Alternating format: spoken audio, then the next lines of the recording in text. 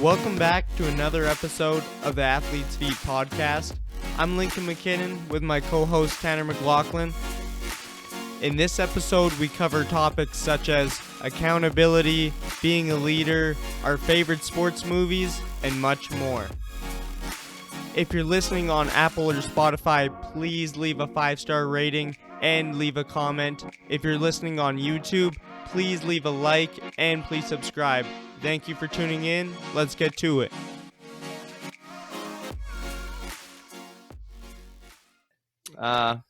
Just say whatever. I think, first of all, I just wanted to quickly talk about the NFL playoffs.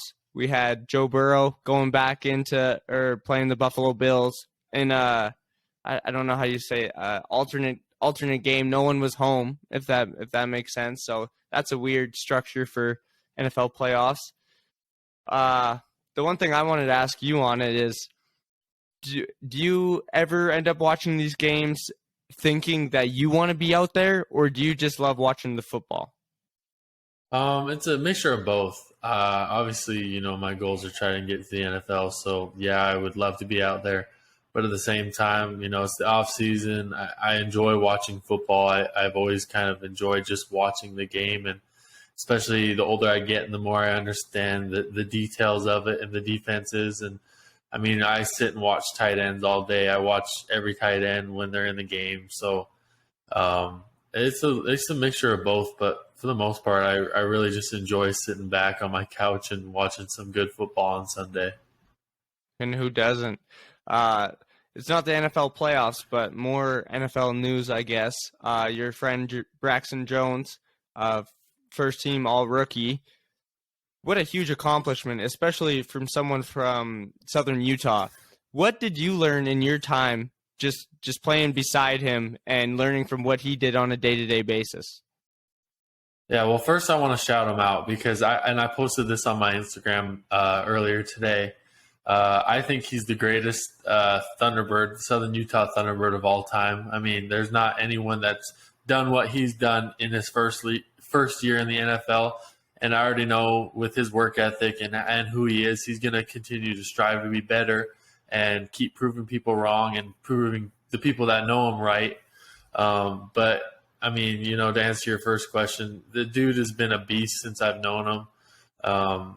We ended up living right next to each other for a couple of years at Southern Utah, and we would always go get extra work together, always get to the weight room and hit arms together, whatever it might have been. But you could just tell the way he approached it, even at the college level, was different. And, for those guys that do end up going to the NFL, that's where it starts. It starts in the NFL, it starts in college. They really develop this mindset, this mentality of, excelling at a rapid pace and really pushing their game and trying to, learn as much as they can so that when they do get to the next level, it's an easy transition. And every transition for college players are different, but I think he transitioned so well, especially going against the competition that he did in the Big Sky to go as a 5th rounder and then go start for the Chicago Bears. It's amazing what he's done, and I know he's going to keep continuing to do that.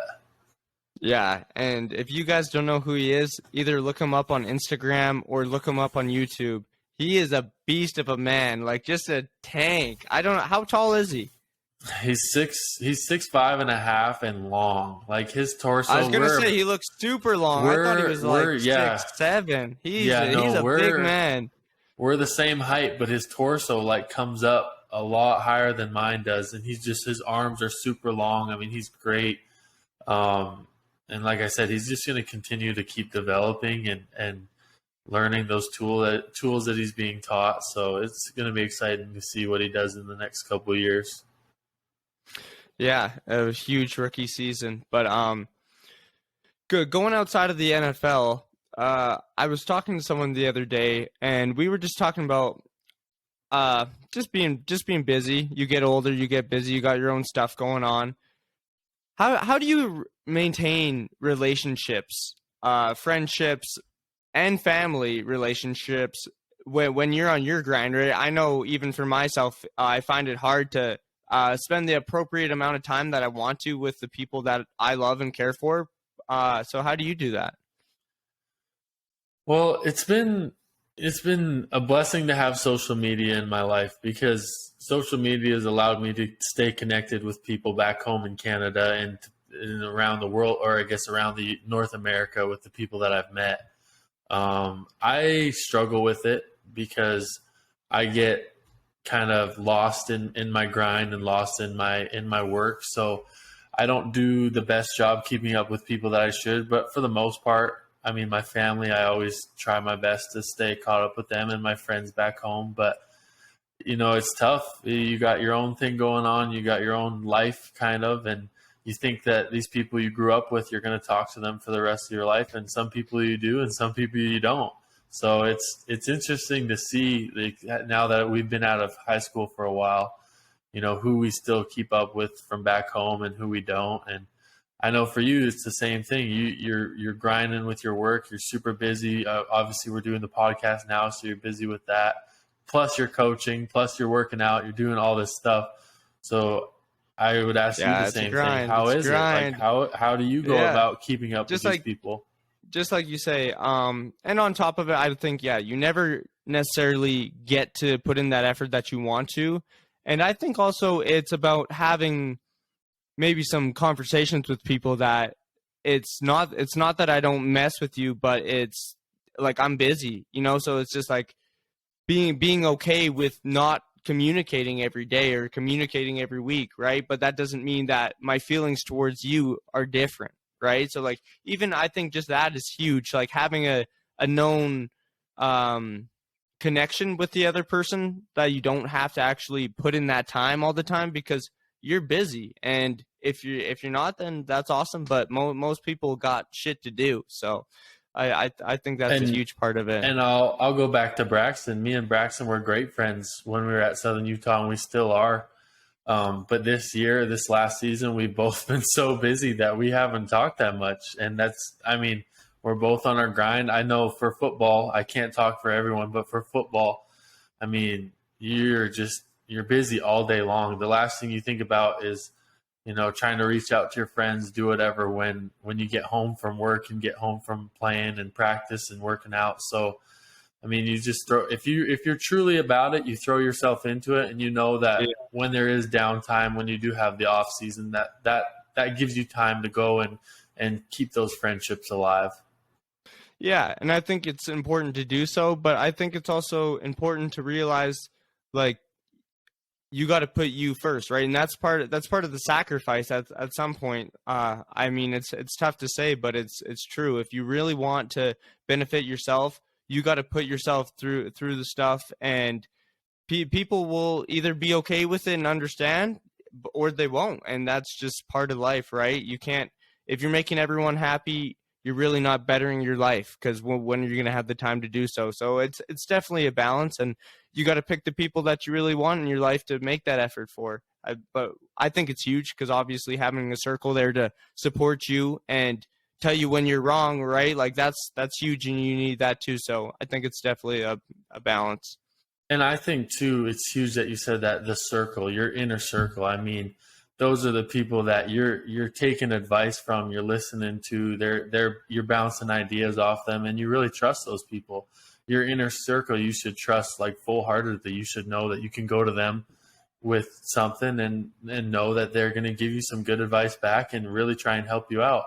Um, and also, I'll add to keeping up with friends. I don't think I've been to a family or friend wedding since I moved to the United States 5 years ago. Like, that's just a sacrifice that I've made. And there's lots of things that we have, family reunions, whatever it is, friends hang out. But it's just part of my life. And I know that I'm just not going to be there. Yeah, it is really just part of it. But for breaking out of the relationship, I guess, if we go into more of a team aspect, team chemistry. As a coach, I think that's huge. As a player, I know that you think it's huge as well.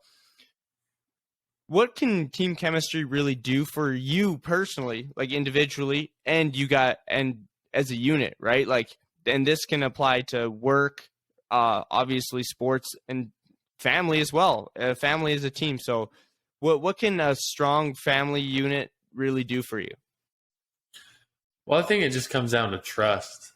And I know you agree on this too. I mean, the bonding and especially with the team, the trust that's created through, growing together. And we talked about this last podcast as well, going through these brutal workouts together. I mean, you bond, you grow together, you go through these things together, and it just happens naturally. My favorite way of team bonding is going to get food. I love going to get food with my teammates. The tight ends and I, we always go get food, in the afternoon after we're done all of our workouts, and I love it. That's just our time to hang out and talk and really bond. And it comes down to if we go into the family aspect of it. I mean, it's the same type of thing. You spend all this time with your family, but what are you doing besides just hanging out with them? You have to grow with them. You have to learn with them. You have to, go through these trials with them. And all it does is make that trust and that love stronger. And so, a family unit is the same as a team unit. And I love sports for that reason, because there's so much that goes into it, and it prepares you for real life when we have our own families and when, crap gets real. So what would you say about that?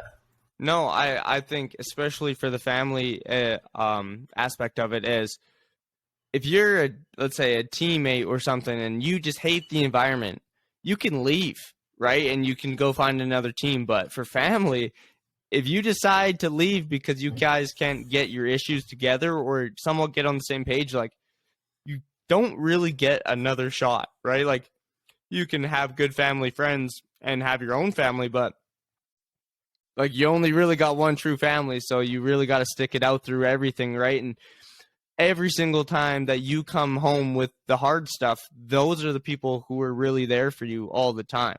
So I think it's good to integrate that into teams as well, right? Like, I think it's a huge part of performance on how much you trust the other players, right? Like, if you're able to trust them with your emotions, right, and talk to them about other things, you're going to be able to trust them more on the field because you know what kind of man they are, right? And so I think that's huge for all sorts of teams, is how close are you on and off the field.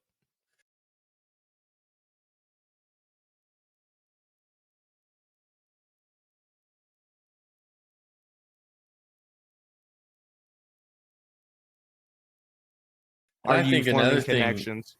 I think another thing I love too is the accountability aspect as well. If you love your family, if you love your team, you hold them to the highest standard, because that's what you expect them to do for you. And we talk about that a lot. Right now, our team, we have a really young unit. We have a really young team. And a lot of the conversation goes into, holding each other accountable, holding each other to that standard. And, we talk about our why. Well, why do we do this every day? Why are we coming out to work every day? And it just goes all back to, holding each other accountable. And I again, well, you apply something to the team sports and it goes right into the same category with families. So I think that's huge. Yeah, and I think accountability on its own is one of the greatest things. Something that can suck a lot of the time, because that's when you're hearing the stuff that you don't want to hear, but It works. especially when it's coming from the people that you care about most, your family, Right. or your head coach or your positional coach, anything like that. Like, if they're keeping you accountable, that they're right, like, And 90% of the time.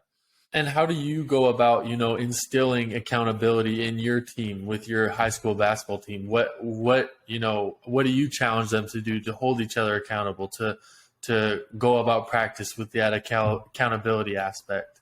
I think it's just stuff like, like, are you truly giving 100%? Because, like, I even talked about that tonight, actually. Like, how can you be willing to give 100% if you look over and the next guy isn't giving 100%? Or how can you expect the guy beside you to be giving 100% if you're not doing it yourself, right? And then once we get into the game, how can we expect that all 12 guys are going to be giving 100% even if they're not getting in, right? Because even if you're not getting in, you still have a role on the team.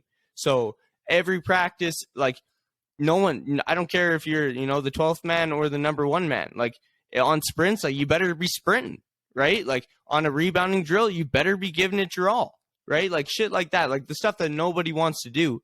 Are you willing to do that? And I think accountability, the biggest part of it is being a leader, right? How can you install accountability in a healthy way, right? Are you leading by example and then expecting accountability from the other players, right? Because you can't be chirping at the other people if you ain't on your shit.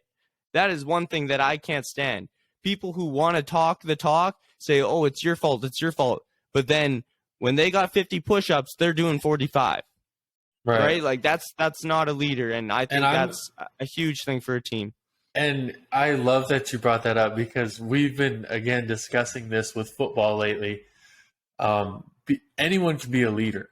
You don't have to be the best player on the team. You don't have to be the all-star, whatever. The freshman, walk-on can be the leader. The fifth-year starter can be the leader. Anyone can be a leader because – and again, this goes into accountability as well. I mean, you're going to have good days. You're going to have bad days. So when you're having good days, you have to be the leader. You have to get out in front of people and lead by example. And when you have bad days, that's where the family unit, the accountability, that all comes into play.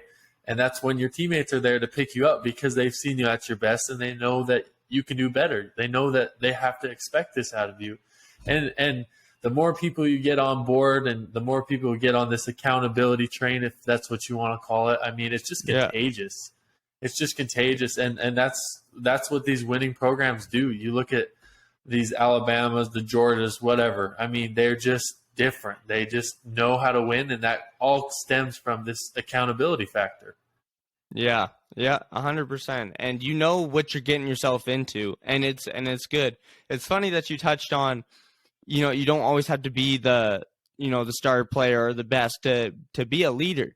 I remember back when I was playing on my senior team when I was a freshman, and for me looking up at these guys, like, I mean, what, they're 3-4 years older than me. I'm just this little grade 9 kid, and I remember like just giving them hell, like to telling them like this is how it's got to go. And I came off the bench. Like, it's not like I was a starter or anything, but like I cared, and I wasn't willing to sacrifice for anyone who wasn't willing to sacrifice. So it's just like you said, no matter who you are, if you believe it and you feel like you put your effort in, then that's okay to step up and say something to someone who's not. Obviously, there's ways to go about it. All right. So one of the things I want to talk about today on the pod as well, is consistency in the weight room. I took some time off after the season. It was my first full season since I started playing college football, and I was very proud of myself with that. I was happy with it.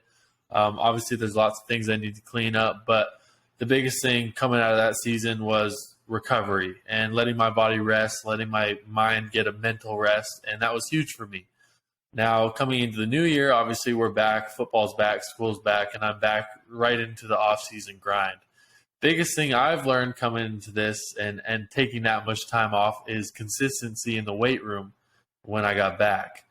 I've been lifting now hard for about 3 weeks, and I can just tell, I mean, my body was upset at me at first, trying to get adapted to that and adjust back to that, schedule. And I guess the velocity, the stress that it puts on my body. But man, I've seen my numbers just skyrocket. It's just, I stick with the same exercises. We do the same exercises every week. So my body is getting used to it. And that's another thing too, is sticking with the same exercises. You see this online all the time. They always talk about, go up with weight, but stick with the same stuff for like a month, whatever it might be, a 4-week rotation, whatever it is. And I just want to come on here and tell whoever is listening that this is the key. I've seen my numbers shoot up, and I keep seeing them shoot up. I feel great. I'm happy where my progress is going, and I know it's just going to keep going that way. And, Lincoln obviously is in a different situation. He's not doing football workouts. He's not training for anything No. besides, just self-improvement. What can you say, as a regular gym goer, as someone who's really, like I said, trying to improve themselves? How important is that for the everyday gym goer, and what would you suggest for them to do?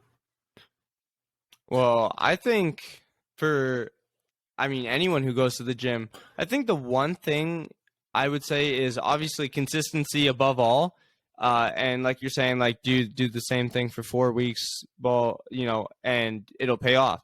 Like you'll see your numbers go up, everything like that. I think another thing that comes with that is even if you are just a regular gym goer and you're going for no reason but to just better yourself, go harder.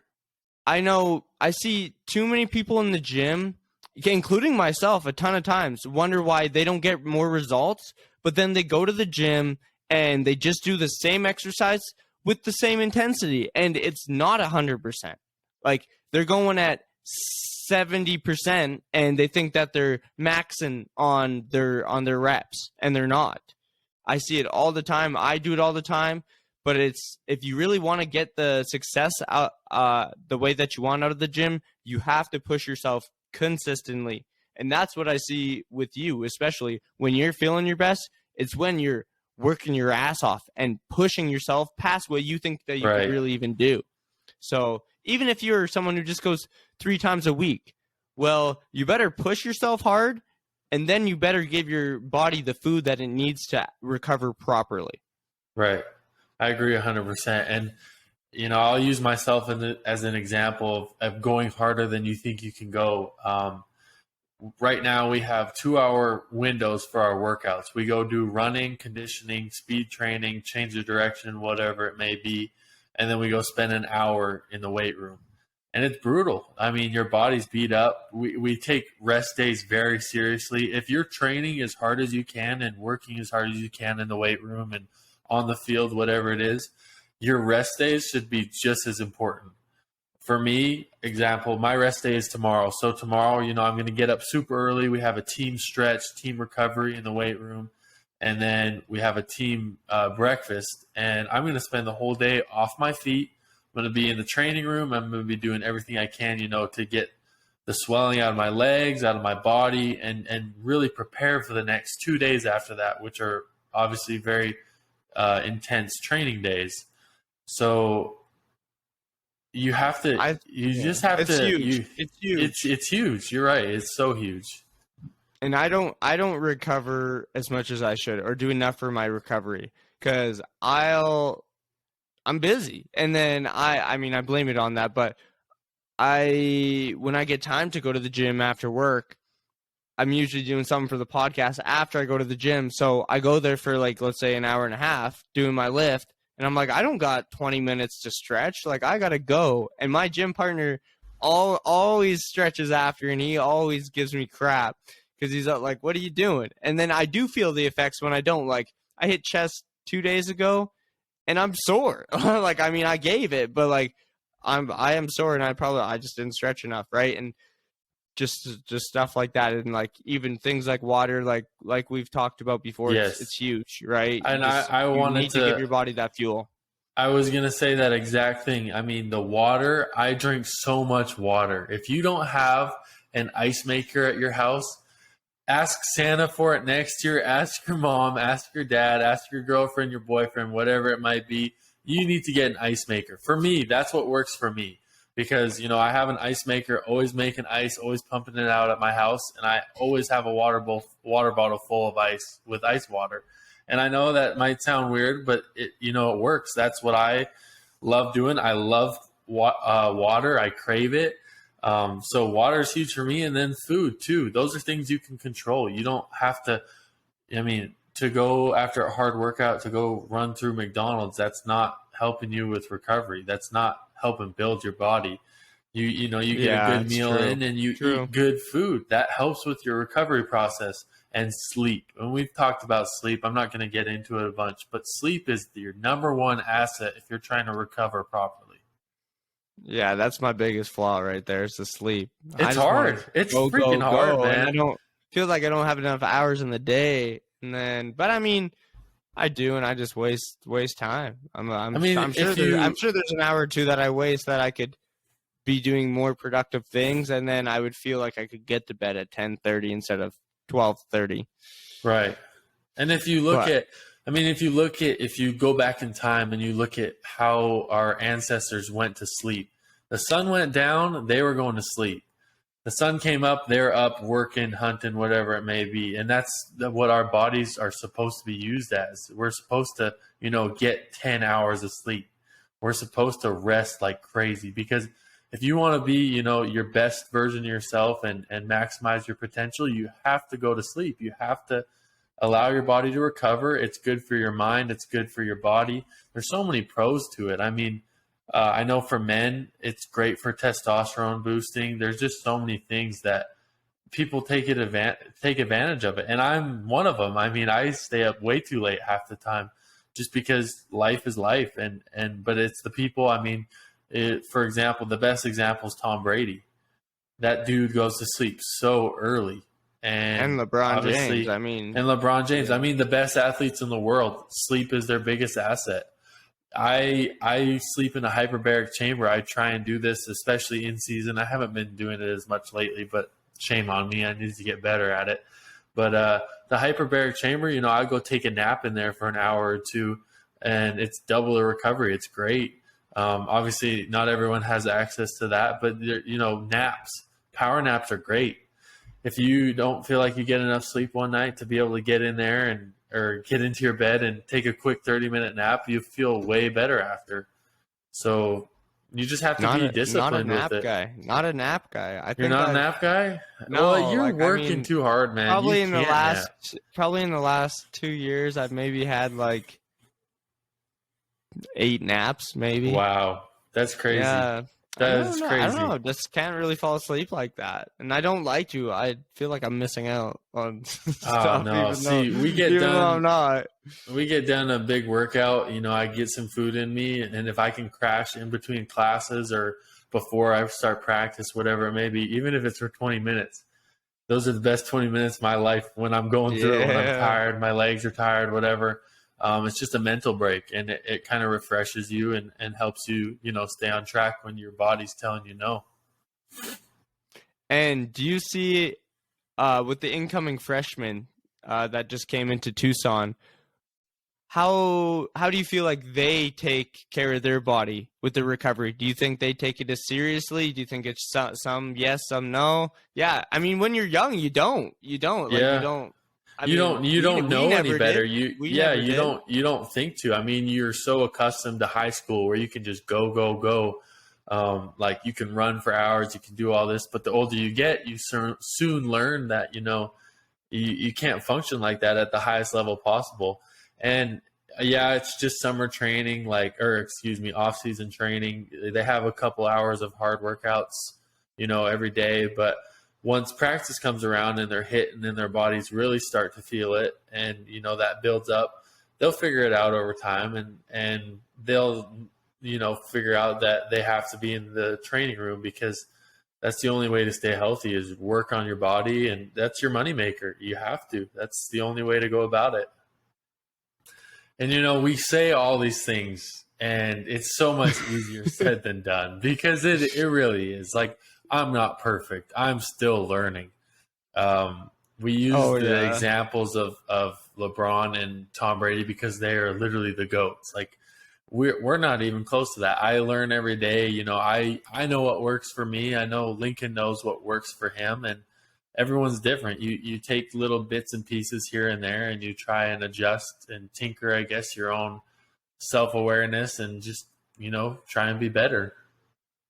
Yeah. I mean, compared to the guys that I work with, I work with older men. I'm like the LeBron and the Tom Brady of recovery compared to them because they don't recover. And my dad especially, he's like the worst. Like this guy's got a broken ankle, will still go out, play basketball, and then you'll just go home and do whatever, like maybe drink a Red Bull or something. Well, that's the thing too.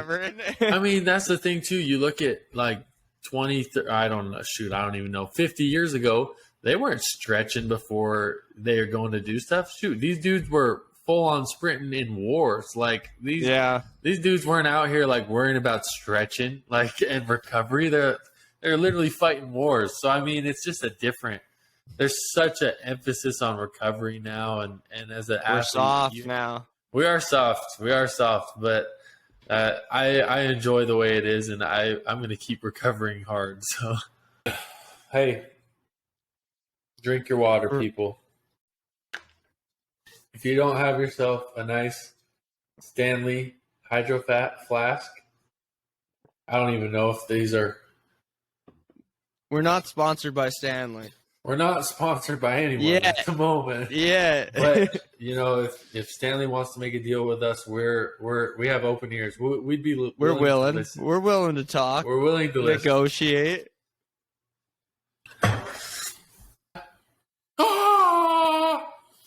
Put this on the pod.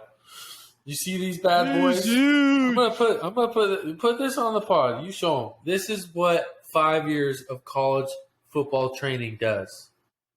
And you need to pull up a little picture of me when I was. We need to pull up that picture of me when we were. When we were in Arizona that one time. We had the goggles on, just scrawny. Oh yeah, I don't know. Hopefully you have that picture. I don't know if I have that picture. I think it's on your Instagram still. Maybe it is. Maybe it is. Maybe it is. What is your go-to post-workout meal? My go-to post-workout meal. Right. I got a couple. It depends what I'm feeling. If I gotta go fast, just a protein shake with 2 scoops of protein. Simple, easy, and some frozen fruits in there, whatever. Maybe chop up a banana, get it in there. I really like ground beef and rice. That's definitely a staple. Or chicken and rice. For sure. Yeah, chicken and rice. The rice. odd time Greek yogurt, but that's more of a breakfast thing. Yeah, pretty much. Honestly, pretty much those things. I mean, and then there's gonna be like the odd weird time where I'm like, let's go for sushi after, like some stuff like that. But that's not optimal, obviously, but it happens. It happens for sure. Ground up beef and rice is my number one go-to. I've been eating that since I was so young. My family, my mom would just throw it together for me, cook up some rice, cook up some ground beef, and she'd say, here, have some ranch, have some salsa, throw that on top, maybe a little cheese. And I've kind of developed this meal that I've created for myself. I guess not for myself. Everyone does this, but I've kind of evolved it where I add, I add vegetables and I add other things to it to kind of just, make it a more well-rounded meal instead of just meat and rice. But this guy eats ranch with everything. I've never seen somebody eat ranch more than this guy. Good. Right here. It's good. I like ranch too, but that's the thing too, though. Be having something weird, and then you're like, all right, where's the ranch? And I'm like, okay, right? But this is my weird thing with ranch. If it's alone, if it was just if I was just to have a taste of ranch alone with nothing else on it, I can't stand it. Really? I don't mind it like that, honestly. Oh, no. Another smells weird... gross. And old ranch, too. Old ranch, awful. Yeah, no kidding. Another controversial food that I've switched sides on is raw salmon.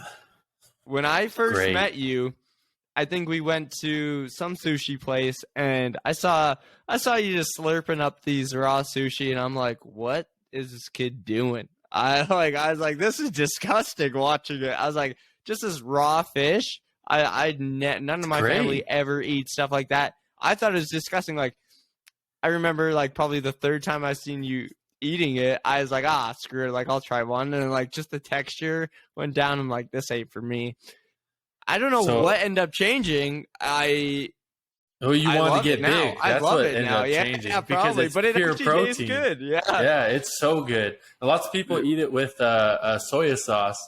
Yeah. I raw dog it. I love it plain. I just love it's so good. I could eat that crap all day long. My family, we go to Costco. We get a big old fillet of it, a big old fish, and my mom will cut it up. She'll buy a couple at a time, freeze them up, whatever, and she'll cut it up for me. And it's just like pure protein. And you put some rice there on the side. I mean, it's great. So good.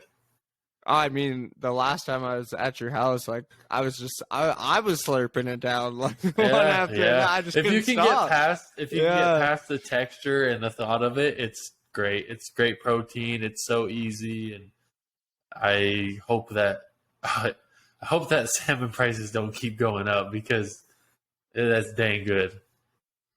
Next up, we're talking about inflation. Yeah. Inflation with athletes' feet. What's next for America 2023? Back to football quickly. We didn't end up getting to talk about this at the start of the podcast. Last week, Travis Kelce, huge game, 14 receptions, like for a tight end. I mean, for any player in the NFL, he's not 14 receptions. You can't even call him a wide tight receiver. End anymore. Yeah. He's a big wide receiver. I mean, the dude is a freak. I wish I could be that guy because he is an animal. He's just, I mean, obviously he's Mahomes' number one target. There was question marks when Tyreek Hill left, like, oh, is he gonna, now that Tyreek's not taking the top off, is Kelce still gonna be open underneath? And man, his role has just blossomed. The dude's what, 34 maybe now? Yeah, 33, around there, 33, 34. Something like low 30s, and he's just killing it. And it's just, it's amazing to see him, and he is allowing the tight end position to continue growing into like a true receiving threat because I would say he's the best tight end in the game right now. But you look at his blocking, that's and without it's not. A doubt. That's, but overall, his blocking doesn't compare. But that's not him. Fair. That's not his. And that's the amazing thing about the NFL is they find your pros and your cons, and they just really try and maximize your pros, and they help try and develop your cons. And with him and his role with Kansas City, all he's done is just being a receiving dog, and it's awesome to watch. Yeah, it is. It's fun football to watch. The Chiefs are they're great. Football. I really do think they're the most entertaining team to watch because Mahomes is amazing. I really like watching Cincinnati as well, but I love watching Kansas City. I like Cincy. But just with Kelce and you, I know you didn't grow up a tight end or anything like that, but I know that we both grew up watching for me, basketball players, right, and watching their games and, somewhat trying to emulate it. And I know that you were that way too, and not only emulate it, but just be a fan of it. Do you still do that to this day for Kelce? Like, do you watch any film? Do you try and take anything from his game and add it to yours? Oh, 100%. I mean, all those guys in the NFL, they all have little bits and pieces that I watch. Like I told you earlier in the podcast, all I do is watch tight ends when they play.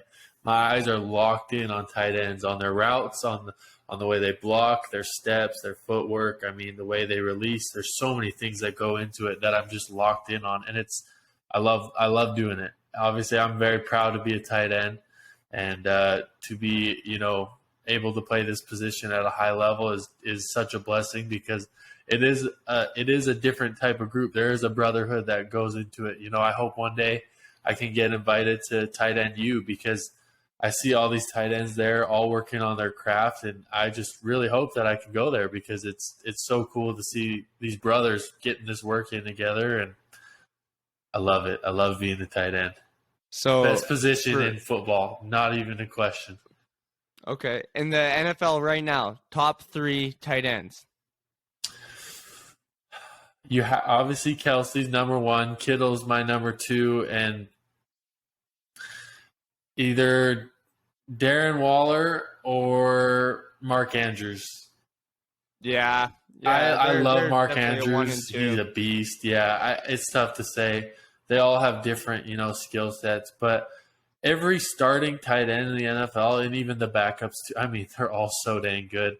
But, every team starting tight end, you could argue why they could be the best. I mean, every offense uses them differently. There's different, packages and playbooks that utilize them or don't utilize them. But you look at like Hayden Hurst for Cincinnati. I mean, the guy had 2 touchdowns in this previous playoff game, and he hurdled someone too. Like, this guy was balling out. It really just depends on the night for tight ends. I mean, if Right. they're getting utilized, they usually show up. They always have consistent hands. And, sometimes their role's different where they're just asked to block and do what they're told. So, like I said, I love me some tight ends. That actually the 1 and 2 tight ends that you said, Kelsey and Kittle, that'd be a fun matchup for the Super Bowl this year. I'll be great. San Fran is rolling. They have all the weapons, and our Brock Purdy, who just stepped in, is actually having pretty good success. I mean, they got a lot of weapons, so it's pretty ordeal for him, but it's pretty cool to see someone like that step up. Never played a game before these last couple weeks and balling out in the playoffs, the biggest stage in football. So that's if you cool. look at his career at Iowa State, he had a great career there. He did. He's so respected there. The Iowa State fans love him, and he just took it. He got his chance, and he took it and ran with it. And he's earned the hearts of these San Francisco 49er fans, and I hope he does well, because if he continues to play like this, they really do have a chance at winning the Super Bowl with that defense of theirs.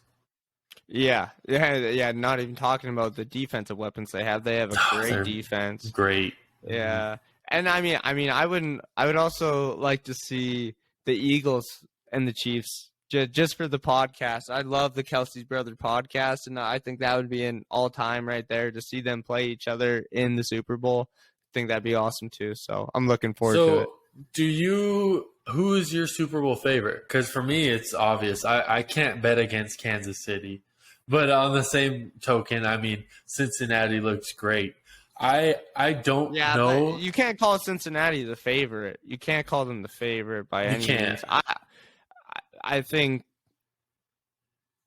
really it's going to be. I mean, Kansas City's the favorites. I do really see a San Francisco, Kansas City championship or Super Bowl. I think that's who's going to be in it. But I mean, the Eagles have an amazing team, and with Hurts back, they're in no position to be called an underdog. That's for sure. And again, like you said, Cincy, they've been to the Super Bowl before. They got the offensive weapons, and their defenses are no slouches as well. So I think it's just fun football to watch. It's great football to watch. Yeah, I agree 100%.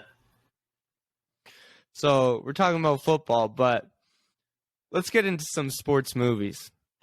You said you were watching Coach Carter. What are your top 3 sports movies of all time? Ooh, Friday Night Lights is my number 1. The movie? Yeah. Oh yeah. The movie. Okay. Yep, the movie's great. You put me on the spot here. Friday Night Lights is my number 1. Coach Carter's definitely up there, and then I would put that at number 3. And then Remember the Titans has to be my number 2. Oh, but there's so many. I don't know. That's a good question. There's so many. There's a lot. I mean, Waterboy is a great movie. You can't forget that. I mean, and if you go into the comedies too, like Happy Gilmore, that's an all-time. Happy Gilmore's great. An all-time. Yeah. I actually even saw a new one that's pretty good. I think it's called Express. It's about The Express. I want to say it's about Night Train Lane, but I could be completely wrong on that. I just thought that that's with the Cleveland Browns, right? Yeah. I could be completely wrong with that, but I'm pretty sure that's who it is. Yeah, no, I think it's a super eye-opener and super awesome story, I think. So that's a good one. But same with We Are Marshall. Great movie as well. Have you seen that before? I've never seen it. I've never seen it. It's about the football team that died in a plane crash. Shoot, it would have been probably 50 years ago. Really? Yeah, it's a good movie. I think for me, in my top 3, I don't know if I can name it 1, 2, 3, but I think I got to put Space Jam up there. The amount of times I watched Space Jam as a kid, Good call. Unlimited. Like, and to this day, I watch that movie and it's a banger. It's a banger for Right. sure. Did you ever see the new Space Jam with LeBron? Yeah, I'm a LeBron guy, but not for me. Movie Yeah, not for I never not for saw it. anybody really. I mean, I think you can't make nostalgia like that anymore, Right. and it just wasn't it. Sorry, LeBron, that ain't helping you in the GO talk, but the Space Jam 2, 3 out of 10, 3 out of 10 at max. Ooh, 3 out of 10. That's rough. Yeah, it was a tough watch. And I know that anyone watching this who watched it as well is thinking the same thing. No one walked out of there thinking, "Dang, that was it. That was good." No, it was not. But another comedy sports movie that might be up there for me is Dodgeball. I don't know if you've ever seen Never it. seen it. No, Oh never seen it. no. That's an all-time. That's an all-time right there. But there's just too many. There's too many. The sports movies are the best. The best. Yeah, they're good. For our final little topic on the podcast, I know that a lot of people get caught up in their life in sports, and it can be hard for them post-sports. How do you feel like all the lessons that you learn really sets you up for a life after sports and a life with your family and everything like that? I think adversity is the best way to talk about that. All the adversity I've faced, I've dealt with injury, all the mental stresses, the physical stresses that have gone into it. I've learned and grown as a man and really tried to become a man. I still am learning so much. I'm still developing a ton. But I've learned how to network. I've learned how to put myself out of my comfort zone. All these things kind of have built me into the man I am today. And like I said, I'm still nowhere close to who I need to be, and I'm going to keep growing. But sports are the best for that, man. They just have the ultimate, crossover to real life. And we talked about it earlier, but I'm so excited to give my kids the chance to play sports because I know how much it's going to make them a well-rounded person. And sports aren't the answer for everyone. There's obviously other things that people do and help make them into the people that they are. But for me, what's worked for me is sports. And I know that, all my friends are into sports, all my family's into sports. So I've really surrounded myself with people that are into sports. And I think they could attest to it too, that sports have made me a better person and they've seen me grow through sports and become a man. And so I guess to answer your question, I'm just excited. The adversity that I've gone through has just helped me grow, and it's going to, continue to keep doing that. And I know that we've talked about it off camera, but you want a life in sports after sports, right? And I feel the same way. I love sports. I always want to be around sports till that's just not a possibility anymore. So just touch on that. I know that there's been a lot of people who've helped you on your journey get to where you are. And how do you feel when you're done sports? How do you feel like you want to help others on their journey? Yeah, I wouldn't be here today without the help of others, lending a helping hand, giving me the opportunities to play, grow, be coached. And so I can't wait for those opportunities. Obviously, I got my stuff to handle right now. I got to take care of business with football and play as long as I can and, try and help my family out down the road. But I'm so excited. I am so excited, dude, to be able to help these high school kids out that maybe were overlooked or didn't get the opportunity, that they needed, and to help them, reach out with these college coaches one day, or even just help them train, give them advice, any type of advice that I've learned. And I can't wait. And, we've talked about this, like you said, off camera a little bit. We hope that, Athletes Feet kind of blossoms into that, and it allows us to really, maximize the potential for these younger generations, because we've had people in our lives that have sacrificed so much, And it starts with our mom and dad. I mean, they've sacrificed so much time and energy and money, effort, whatever it is, to allow us to play the sports that we love. And I've seen sports do so many great things for my life personally and for other people's lives as well. So I can't wait. I am fired up about it. I'm so excited to be able to give back to the kids one day.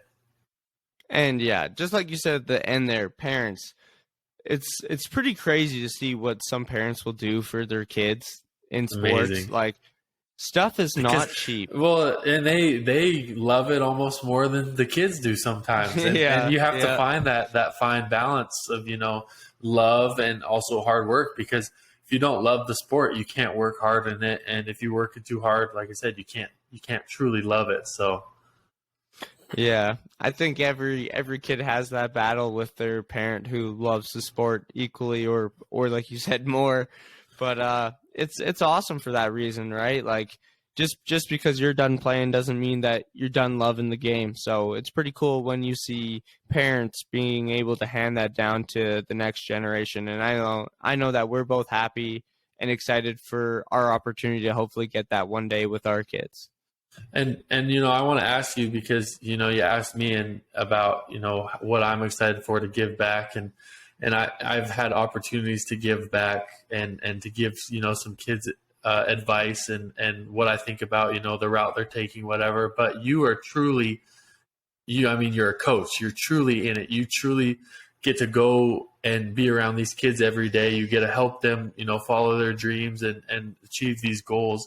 What's the most rewarding aspect of that, and can you tell us about that a little bit? Because I'm envious of you, man. Like, I'm so excited to coach one day.